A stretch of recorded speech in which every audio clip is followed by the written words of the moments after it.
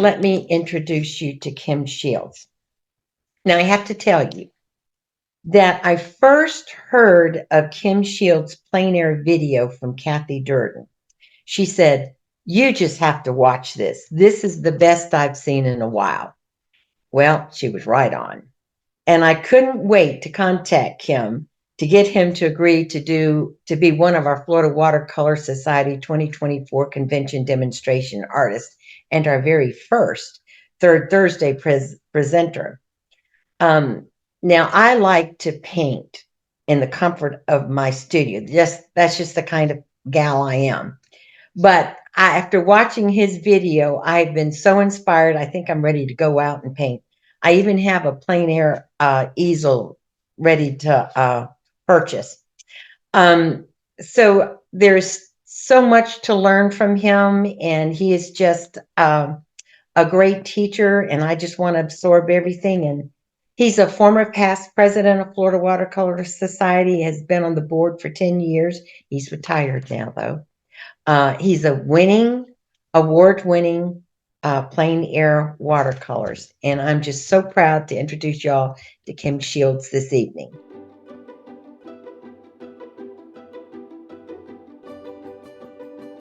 Hi, I'm Kim Shields. Plein air is one of my passions. I would like to invite you to come along with me and explore the joy of plein air painting. In the process, we will talk about the whys and whats of plein air, the supplies, and finish with a few do's and don'ts. So, let's go. I'm asked, what is plein air? It is a French term which means outside. Now, as to why plein air, each artist will find their own reasons. But one of the most common is simply it's the joy of being outside and connecting with nature. Personally, I find the need to make quick decisions about elements such as composition and color when painting plein air force me to not to overthink it. Get me in the studio and I will overwork it every time, but not with plein air. There's a freshness that studio work cannot recreate, and the colors. Nature gives you color combinations that are unavailable anywhere else.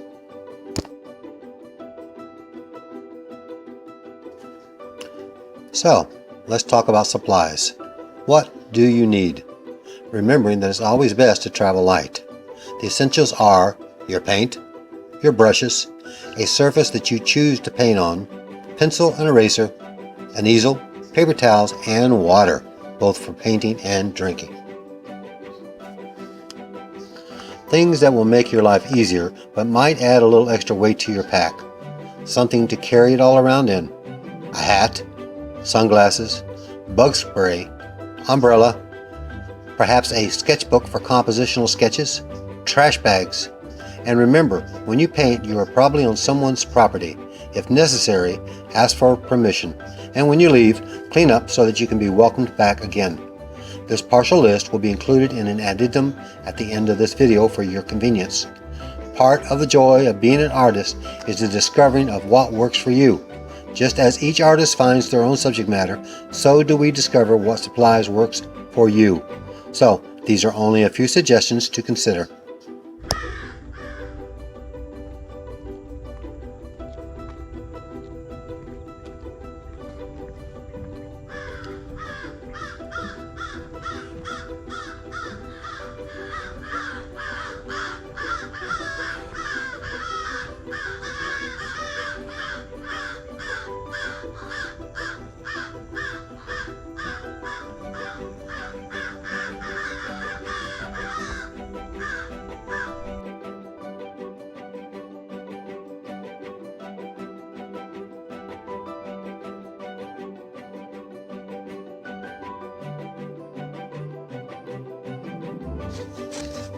For my personal setup, I use a metal field easel with my usual 140-pound cold pressed paper.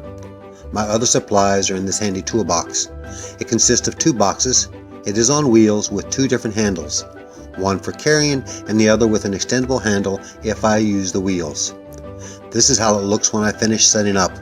The paint box, which is an old tackle box, remains in storage unless needed. My palette is small enough to hold in my hand if I choose and has large wells for those big washes. In addition to my water container, I have paper towels, a mechanical pencil, and a kneaded eraser, and a small squirt bottle. Though not in this picture, I also carry a trash bag. Now for the brushes. Despite the large number you see, I generally only use about 3 on a painting. My go-to is a large quill for those large washes at the initial lay-in, a round, and either a rigger or dagger. The rest are only used as needed or for special effects.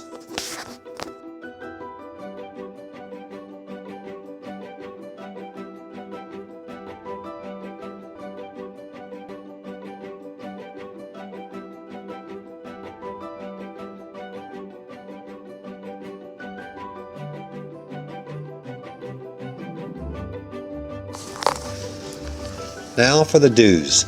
Step 1. What is the best time to paint? When you feel like it. Though early morning or late evenings are the usual choices. Keep in mind, your time of day will affect your light source. Take a mental snapshot or take a camera picture noting which direction the light is coming from. Don't chase the changes in the light from what attracted you to the subject in the first place. Step 2. Choosing your subject matter, what to paint. Paint what interests you, whether it be a subject matter such as landscape, cityscape, or perhaps it is just looking for the certain light. This is one of the most difficult steps. Remember, just because a scene is beautiful or interesting does not mean it will make a good painting.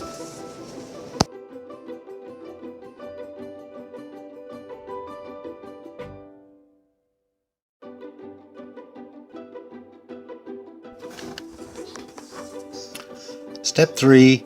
The plan. Keep it simple and learn to see the composition in terms of its basic shapes. Sometimes nature will give you that perfect picture, but more often, good composition is not an accident. It must be extracted from the larger scene before us. One way to simplify is by looking for the form's basic masses and shapes. Learn how to compose with a limited focus and how to find the essential clues necessary to build that illusion of depth within your paintings. Take your time. In plein air painting, there is a popular belief that one should work quickly. The plein air painter has to build up to this kind of speed over time. As you get better, you can move through the steps more quickly, but at first, take it slow. Consider a limited palette. Getting colors to work well together can be a complicated endeavor. A limited palette can help. Use a small set of pigments, usually one of each of the primaries, and then maybe add an additional pigment or two.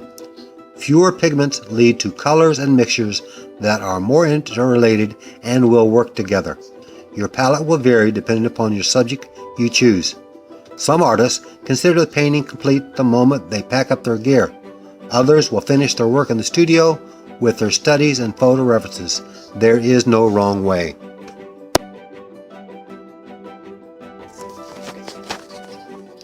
Now for the don'ts. Mistakes will be made, no doubt about it. Here are some common mistakes you can try and avoid during your first few plein air experiences.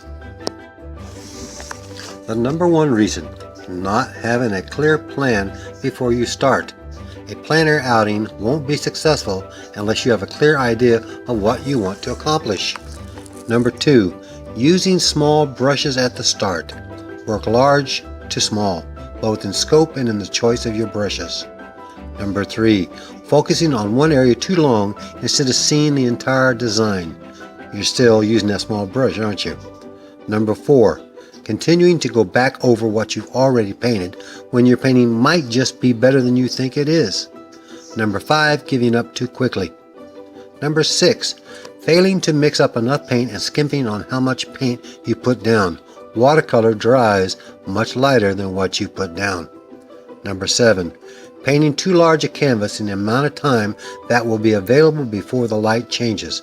Light is very important when it comes to plein air. The sun is your clock. If you're trying to fill up a canvas that's too large and the light is moving quickly, you will run out of time. It might take more than one outing. Number 8, being too impatient between washes. Let it dry. Number 9, getting bogged down in detail too early instead of amassing in the basic shapes. Feeling overwhelmed by the small stuff? Try squinting to eliminate the details and you can see the values more clearly. Number 10, forgetting to squint to eliminate the details and to see the values more clearly. Think of the bigger picture. Avoid the tiny details when you first start.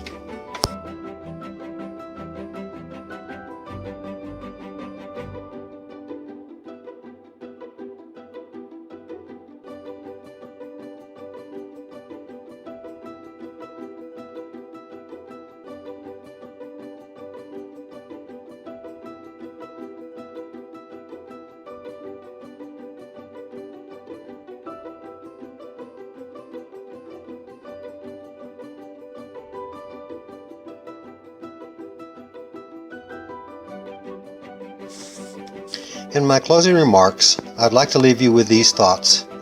If the fear of being watched is stopping you, no matter how bad you think your painting is, it will still be better than what the general public can do.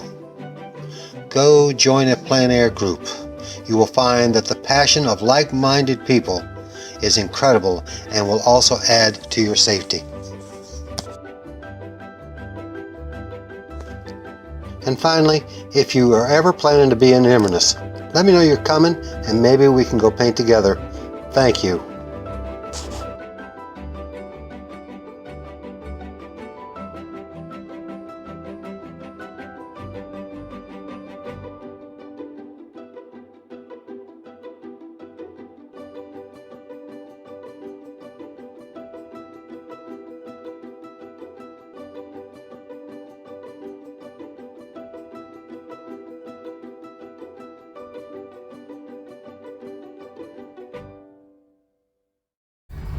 Hi, welcome back. Today we're going to try something that even for me is new. We're going to try to create and do a plein air painting on location all in one set. I'm going to shoot for a timetable of an hour. Wish me luck. Here we go. First off, the scene. One of my favorites here in Inverness is around Cooler Pond, and I love this morning. I'm not quite getting the light that I really like, but my focal point is, if you look between the two trees, you'll see that dead branch that's kind of curled up around. Right there is where everything's going to be centered mostly, because I love that light coming in from the back side. I wish I had more light coming in. It's kind of a cloudy day, but I may turn this into a fog scene and we'll see what happens. So are we ready? We're going to start. All right, on the sketching, I have very lightly kind of laid out what I want, but I'm going to start sketching with a deeper pencil than I normally use. Normally I use just a normal HB pencil. This time I'm going to be using a 5B, and I want to make it dark enough so you can kind of see what I'm doing. All right, I'm more interested in certain effects than anything, one of which is right here, is this center of light. I've got, and this branch here, that is where I really want you to go and see. And I want to keep that almost a cathedral going on between the different trees. I want to kind of keep this cathedral looking canopy of the trees, and that is going to be my focal point. The rest of it is almost immaterial to me, except as a means to setting that up. I'm also going to raise, there's trees way in the distance. I'm going to try to raise them up and include them a little more than what I'm seeing. I'm also looking for, all right, I know that right between here, I want to say here and here, there's a little bit of light peeking through. I want to save that. And then I got other trees, and maybe a little bit of light there. And this is going to be a bigger tree, bigger than what you're going to actually see up there, by the way. And I've got darks or mid-tones, darks coming here. So I want to keep this. I've got a little bit of light peeking through right there, so I want to keep it here, and I want to keep a few here. The rest of it is mostly just trash, little detail stuff that really won't come till the end and is immaterial. It's more important to get to safe. So when I do my initial wash, I'm going to do my lights in here, and I want to keep those as best I can. Now I'm starting to get a little bit of green, light green here, so I'm going to keep that there as well. I'm starting to pick a little bit of halo effect around here, which is good. And then over here, this is all that, more again, that trash. The Spanish moss, trees, and the rest of it we will pick up as we paint. Okay? So, I'm going to start off with my number 8. And I'm going to do two things. I'm going to start with yellow ochre.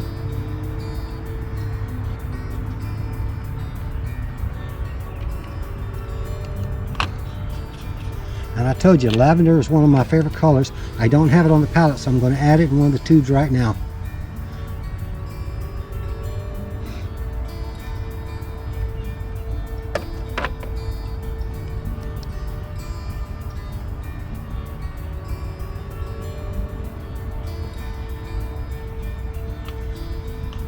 Now, even though I say that's lavender, I'm going to probably change that a little bit, but let's start with the yellow first.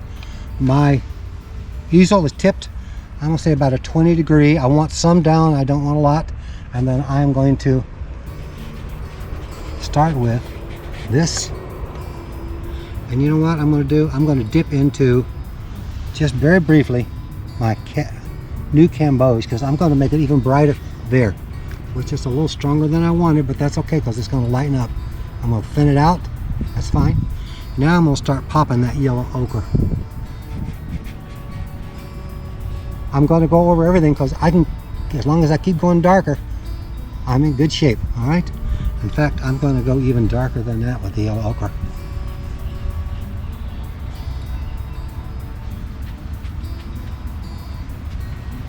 Now into the lavender.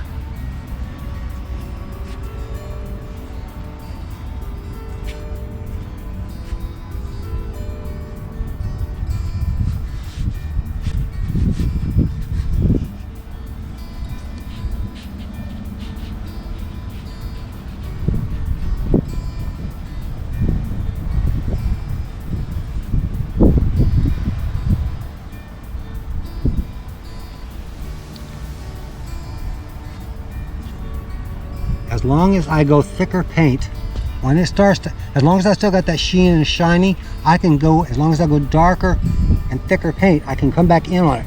But once it starts to dry, I'm done. I can't do that. All right, so that's my sky. I'm going to leave it as it is. I'm going to add just a little bit of burnt sienna to that because we'll see what happens to it. I can live with that. Now, I'm going to go into, there again, I want my lavender, and I'm going to hit it with a little cerulean blue. I'm going to cool it down even more than before. And then I'm going to hit just a little bit of burnt sienna into that is great to gray it out. These are for the different trees. Now there again, I'm going a darker color or more pigments, so I can hit that and add that to it, and she will see where it's blooming around, it's been sucking up there, but it's still going to hold into place. Okay, we're going to go for certain colors. All right, now that I've got those done, I'm going to go into, that was the sap green, light green, and what I've done is added it to my lavender because I'm going to start adding that and let it wash through.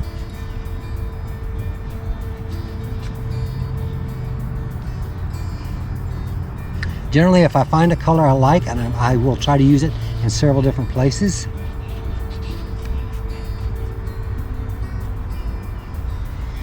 Now we're going to start warming up that green because I want it pretty bright here.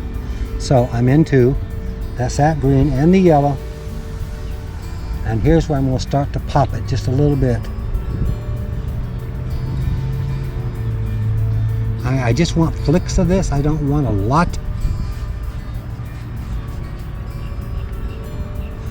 And I'm going to vary that up by going into my new Camboge on that green, which is going to change the green that I'm seeing.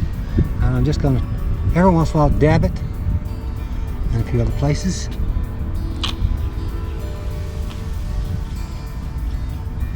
Now I'm going to take that green that I had and that yellow, and here's where it starts to get interesting. I'm going to gray that out with burnt sienna.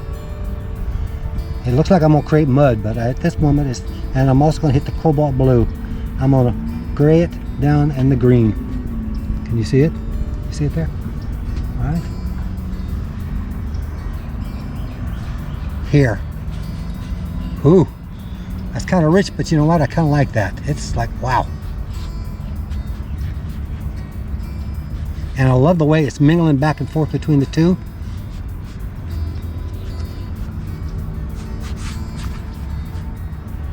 And every once in a while, I'm going to flip it, because I got trash coming here. Okay, let's go here. I'm even going to add some up into here. I'm going to kind of avoid the trees for the moment.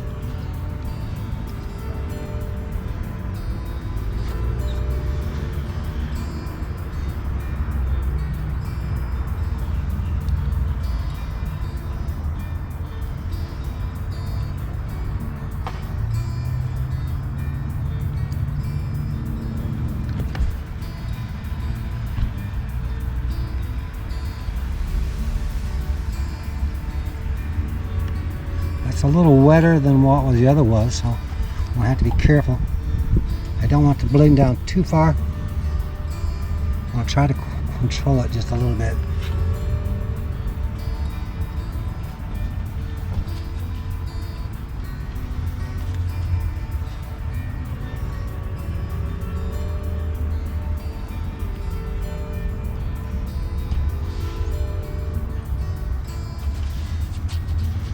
I like varying my greens. I don't want to use the same green through the whole painting. Right now it looks like I'm going to, but it's not.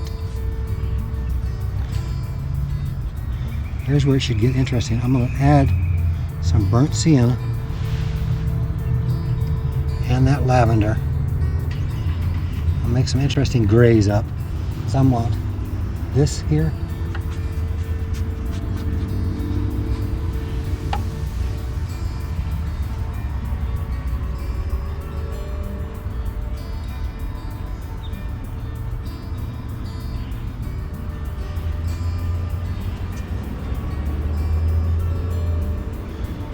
Take that color and I'm going to sling it.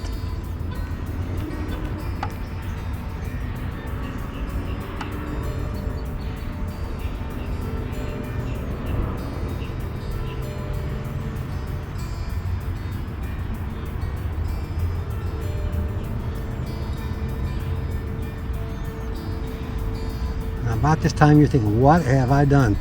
To be honest, so am I. Sometimes at this point it's like, oh my goodness, have I ruined it? I don't know yet. We're going to find out, aren't we?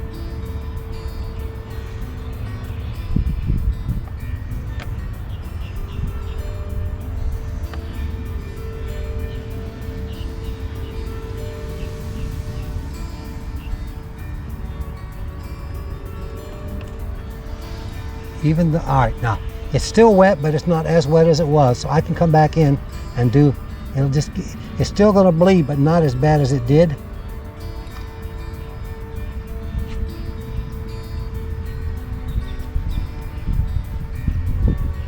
And I'm going to scoot around to here a little bit too.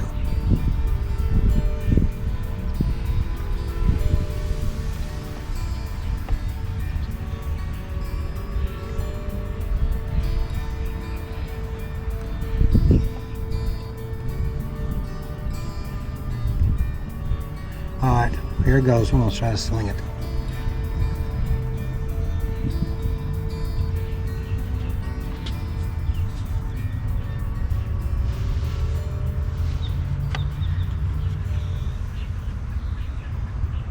And that's a wrap for now.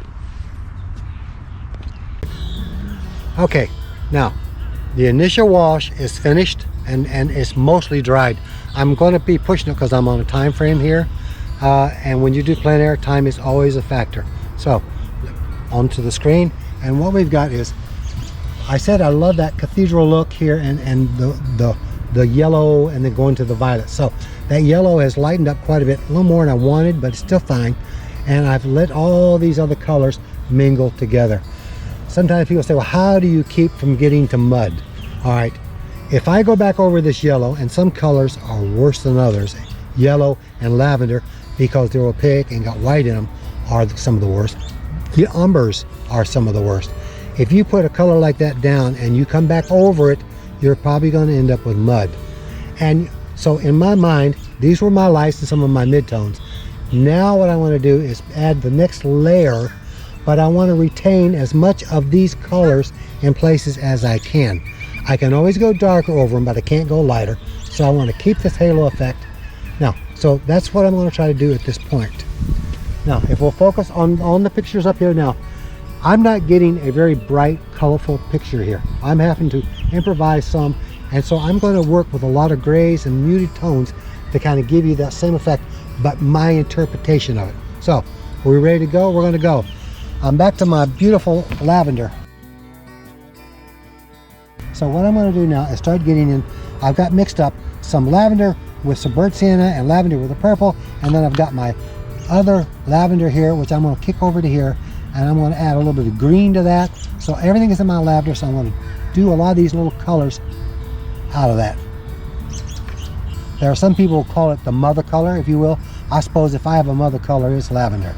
All right, so that's kind of a green gray, which I love for the moss, and I'll also love it when you get into the green. So what I'm going to do is start doing some, bear with me, I'm going to be working on two brushes. I'm going to be working, this is a Princeton number 12 long round, heck of a point, but not good for mops. And then the other one is my Princeton dagger, which is the Neptune. These are the two I'm going to start leaning on heavy. And if you'll notice, I'm going to be painting not just with the point, but I'm going to be painting with the side as well. See if I drag it across the paper? Now, because that green is mostly dry, I can go over the top of it and we're good. But I want to vary that a little bit. There's some warm and there's some cools.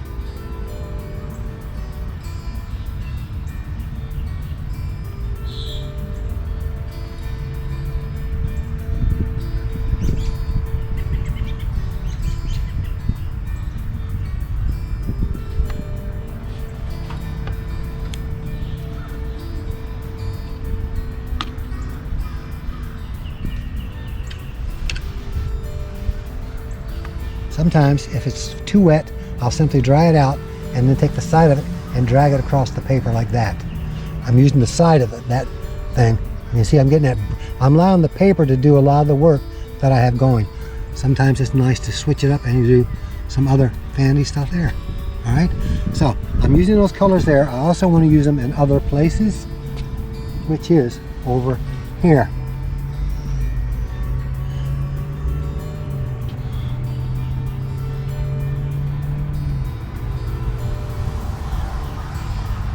So, if you look, I'm working both warm and cool colors in that. There is the cooler, pure lavender. There is the adding a little purple or a little burnt sienna, if I will. And I'm doing a little bit of both as I go.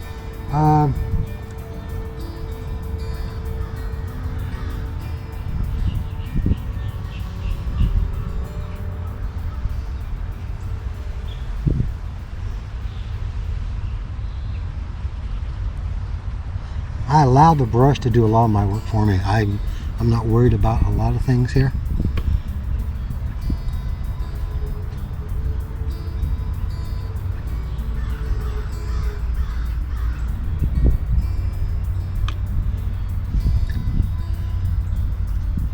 It's still wet, so I can kind of mess with it a little bit as I go.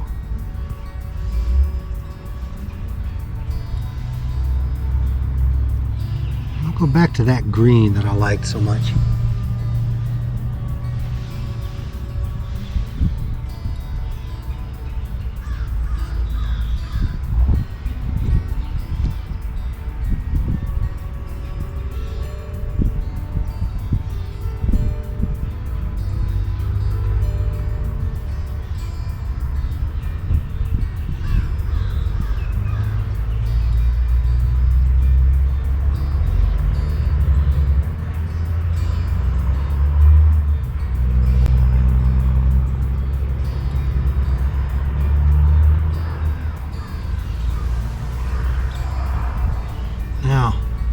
splatter some more.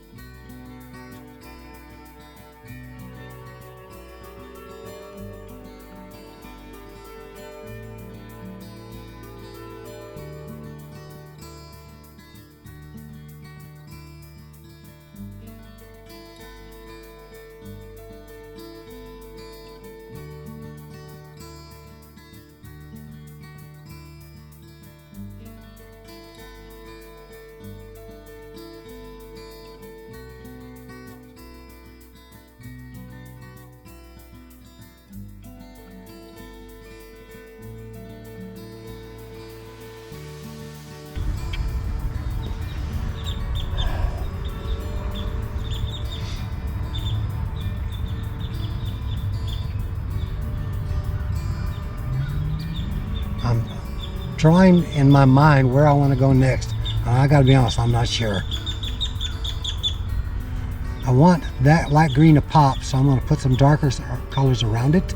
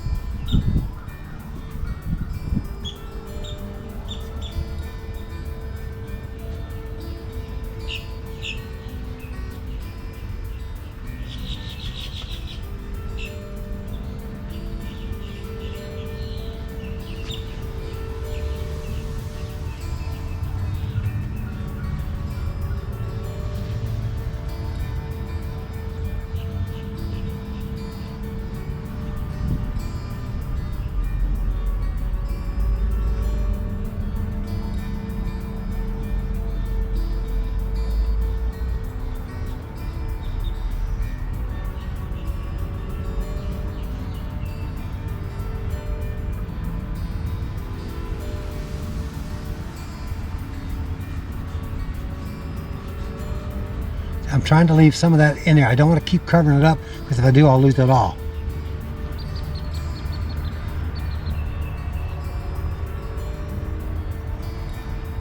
And I'm varying the greens. Some got more burnt sienna, some got more blue. Now, next thing I want to do is I want to save that light right there. Here, I'm going to save it, so I'm going to dance around it as best I can and leave that trash there.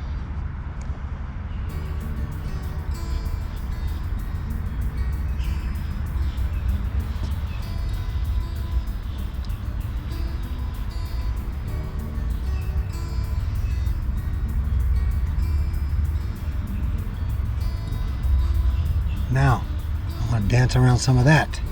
Except I'm going to go more of the blue. This one's going to be the ultramarine blue into that blue, that green that I had. I'm going to darken it down even greener and bluer and gray it out. And I want just a little bit more yellow ochre in it. Okay, here it goes. What I want to do is dance around that tree, give you the effect of that one.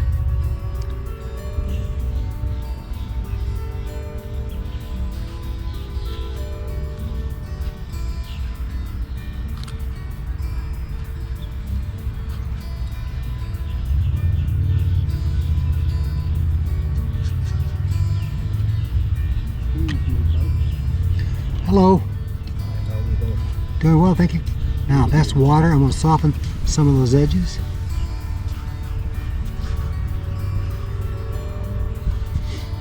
Now back to my dark color, because I want to pop some over on this side, because I did that side. I want to pop this one.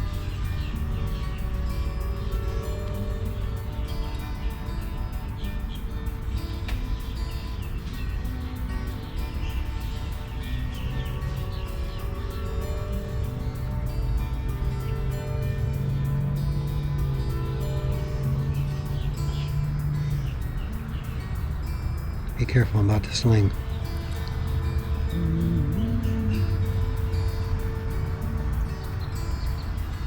About to splatter. I love to splatter. What?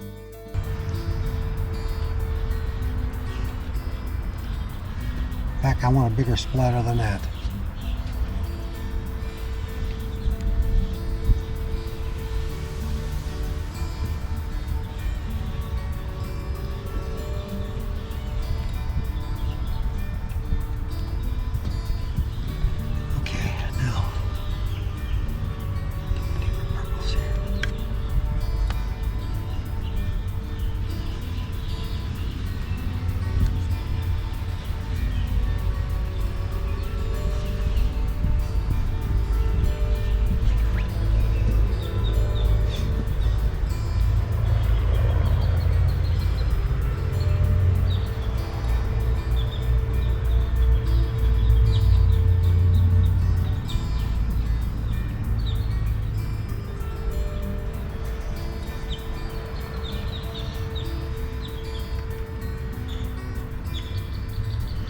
I'm going to drop some of that yellow in on that purple. I don't know why I like the looks of it.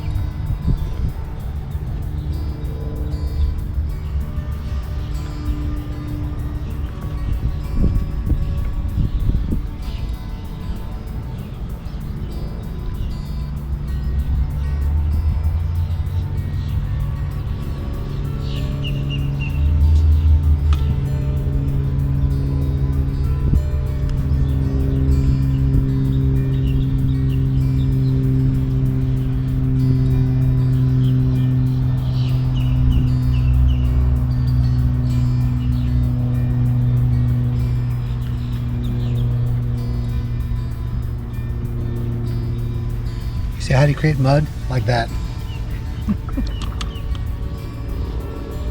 Say, how do you create mud? Like that, man. 14. Wow. I'm not getting done.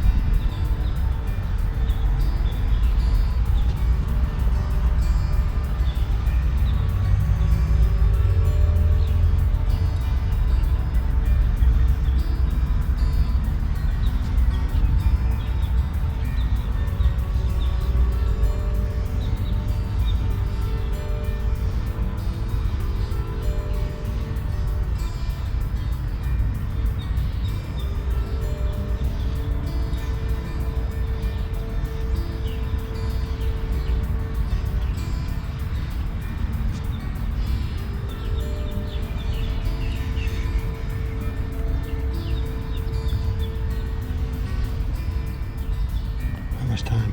5%. Like it or not. I don't like it, but No, we can finish too. I don't think we can finish that one. My goal was to create and share a video of a plein air painting from start to finish in under an hour. Unfortunately, the battery on my recorder would not let me do so. So, I apologize for not being able to show you the video and how I finished the painting. First, what did I do to finish the painting? Mainly strengthen the darks, and I glazed a little more lavender mixture into the distant trees. The difference in values between the video and the final painting is due to the video being created outside in direct sunlight, while the final painting was shot back in the studio under filtered light. Paintings created outside usually tend to be lighter in nature, something I try to take in consideration but don't always succeed in doing so. While the painting is not what I consider one of my better attempts, I learned and reconfirmed a few things. 1. This painting is 12.5 by 16.5. Such a painting usually takes me a little more than an hour to an hour and a half. By attempting to paint it in under an hour, I rushed it. And there's a fine line in plein air between working quickly and rushing it, and I think I overstepped it.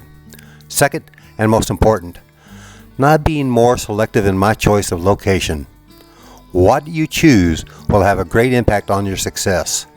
While I might love this particular location, the haziness of the morning did not give me a lot to work with, and I failed to use that haziness to my advantage. I probably should have made it even more of a foggy picture. I tried to reproduce what I saw instead of using what nature was trying to give me. I thought about creating another video, hopefully creating a better painting, but we truly do learn more from our failures than the ones that succeed.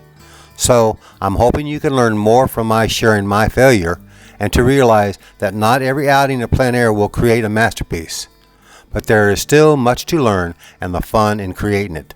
Thank you and keep painting.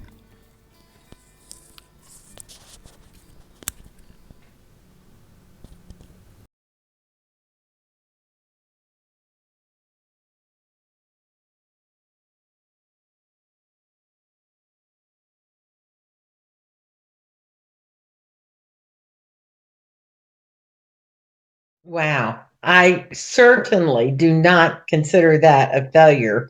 That was beautiful. Kim, we have a few questions here that I want to go over real quick. Uh, Jackie asked if you could give us a rundown of your palette colors and also talk about the type of palette that is. That style is based on one created in England, and those are usually brass. They go for like $400 or $500 for those palettes. That one there is actually by I hope she's still active, FWS member called the Shy Art. They're out of Gainesville, and I learned about it in 2016 at the convention because she took one of the workshops. So it is a Shy Art ABS plastic, which is a lot less expensive than the brass models that you'll see the big name artists. Okay, Kim, if you can, speak into the mic a little bit more, and can you spell the name of that? We couldn't understand that very well. Called Shy Art, SHYS Art. And I'm assuming she's still in business. Like I said, that was an ABS version that she created, so a lot less expensive than the brass. Okay, that was very interesting palette there. And what about the colors that you're using there? On that particular one, and I'll use two different palettes. I've got one that's got more colors. But that particular Shy Art usually starts with cadmium yellow pale, then new Camboge, and I like MT Graham's version of that. That's what I'm used to. I've got my cadmium red, yellow ochre, got a cadmium orange, and then I have let's say some mineral violets. I also have my umbers, raw and burnt umber. I have my blues, cerulean blue, phthalo blue, cobalt blue, and then the green is a phthalo green. And then something I've been using lately, only on plein air to save time, I will use a light sap green. It's Most sap greens are dark green. This one's got the yellow in it, so much lighter version, but only to save me time. And what brand is that light sap green? I haven't heard that one. I'm going to have to double check. I think that was Fuller's. I think it was Stephen Fuller. I'll have to double check it for you though. Okay. And someone wanted to know the brand of the lavender that you use. Whenever I'm using lavender, it's almost exclusively Holbein. A lot of people ask me, what brush do you use, what paper do you use, what colors you're going to use. Part of, for me, the joy of being an artist is learning what works for you. Now, for me, the Holbein lavender is the only one that seems to work for me. But there again, that's me because I love that way it fits greens, grays, with the burnt sand or any other colors. And it does have a lot of white though. I am not a purist. Transparency, I love transparency in the first wash or two, but after that, I'm not as important to me. I will do, I guess the way I can best explain it is there come a point in my growing as an artist where somehow the techniques and making it out transparent overwhelm me and it's taking the fun out of painting. And I said, I'm done. I don't care what I got to do. I don't care if I go to gouache, whatever it takes. I want to just enjoy the process and paint what I feel like. And Holbein, that lavender seemed to do it for me, allowed me to just go for it. Mm-hmm. Wise words from a wise teacher there. Okay. And someone did mention that lavender did look like it was opaque versus transparent. Very, very opaque. But that's there are those who do more research into the colors than I do. I mean, technically, I know someone asked me once about what's the difference between yellow ochre and raw sienna. So they're both kind of a yellow tone. From what I understand, I'm an expert. Yellow ochre has white in it, whereas the raw sienna probably does not. Okay, so if you're really going to get technical about transparent, a lot of the colors that you use are not going to be used because they are opaque. For me, I don't get into that as much as I should, but it's not important. For me, it's like, what can I do to finish this? I want the paint more, and I want to enjoy the process and not think, well, I should have used this color, that color. If it looks right, I'm going for it. There you go. Okay. Someone also asked about the easel that you used. Very lightweight. I changed up from the light metal one first video. This one was a friend of mine, a couple friends of mine showed me this. It's called MEEDEN. Meeden, I think it is. Plein easel. It's actually very lightweight, and the top and the tray are ABS plastic. Small, lightweight. I noticed that they're on, not that I'm recommending one or the other. You could probably go to Cheap Joe's anywhere and find them. I think that particular model, though, I bought at Amazon's, and it was like $69.95. Okay. That includes the tray and everything. Oh, that's a pretty good deal, I would imagine. Now I noticed on you have your paper taped down to the board attached to the top of the easel. Is that floppy? Do you have to hold it, or does it stay pretty steady? Okay, you talk about the paper or the gator board that it's attached to? Well, the paper on the gator board, but does that gator board wiggle when you paint? Because it was such a larger painting, it was larger than the tray that it's sitting on. So sometimes I have to do that. But what you saw me holding was I was trying to change the angle and get the paint to run certain ways that I was using. Okay. Gotcha, So gotcha. it's a little bit of both. But yes, on windy days, I will have to hold that as well. Okay, all right. And do you always stand when you paint in plein air? Yes, almost always. It allows me a chance to move around and do whatever I need to do and reach. I carry a lot of material with me that probably I shouldn't. I don't recommend what I do for everybody. Being male and painting 10 years ago and a little younger, it was a fine setup. I could carry it and do it. As I'm getting older, I'm finding that how can I lighten the load? I wouldn't have to take the most of the weight is in the tackle box with all the paint. I could eliminate that. But I get out there and go, what if I want that color and I don't have it? That's right. So it's on wheels. I wrote it. As far as the tape, I don't pre-soak or stretch when I do the plein air. I tape them down, and I have a thing. I love that fact that when you're done and you pull that tape off, you have that white matte look around it. It kind of gives me a better idea how the painting looks. Until I pull the tape off, I never know what I have. But it's like, oh boy, I like it. Or no, this one's going home, go to the burn barrel. Mm-hmm.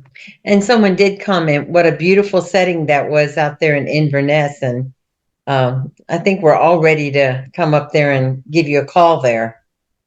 There are some good groups up here, and forgive me for promoting. Their Citrus Watercolor Society has their plein air session that they go out once a month. And then there's a group called Shadow Chasers that I would paint with. But if you find a group to go paint with, and you will find Chimney Gut Hill, which is Brooksville.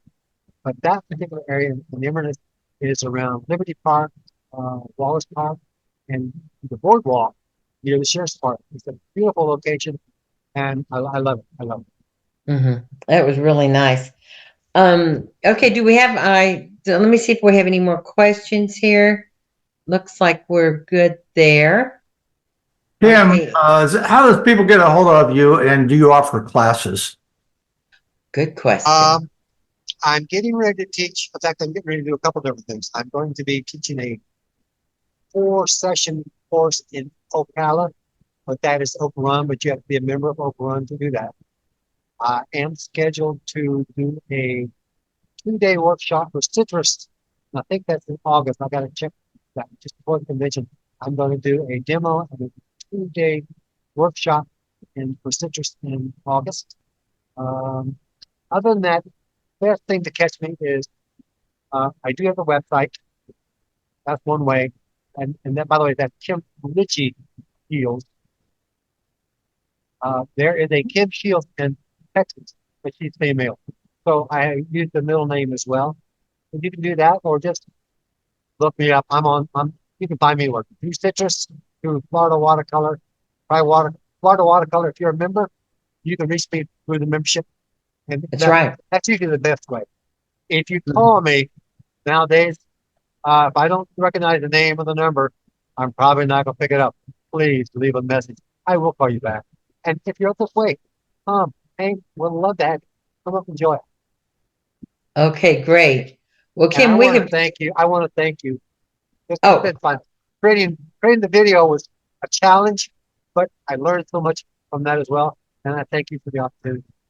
oh, well, we just thank you that you were willing to share this with us, and it's just been fantastic. Okay, I Anytime, just you know, I want to, love FWS. oh, yes, and we love you too, Kim, I tell you what. Well, just want to remind y'all, don't forget we have 4 workshops coming up. The registration is April 1st.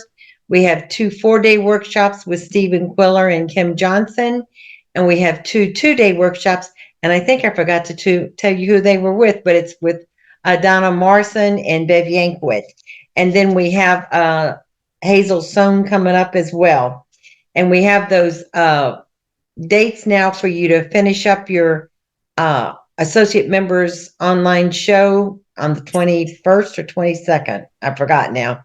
And then, of course, we have 21st and edibles starts on the 22nd. And then we have our next Thursday, third Thursday is on March the 21st, and that will be with Donna Morrison. And we appreciate everybody being here. I see we have 2 questions just popped up. And, oh, how is that a tray attached to the easel? Yeah, how's the tray attached to the easel? I'll pull up the picture. Oh. Oh. So it just slides on the legs, it looks like? Yes. Yes. Okay, very good. That's pretty cool. All right. And then we have a big thank you, and you've just done a wonderful job. And Kim, it was great. Okay, and special thanks to Ron, who is always back there in the background making all of this work. I don't know how he does that, but he pulls it all together for us. And I just hope everybody enjoyed this as much as I did, and we'll see you next month then.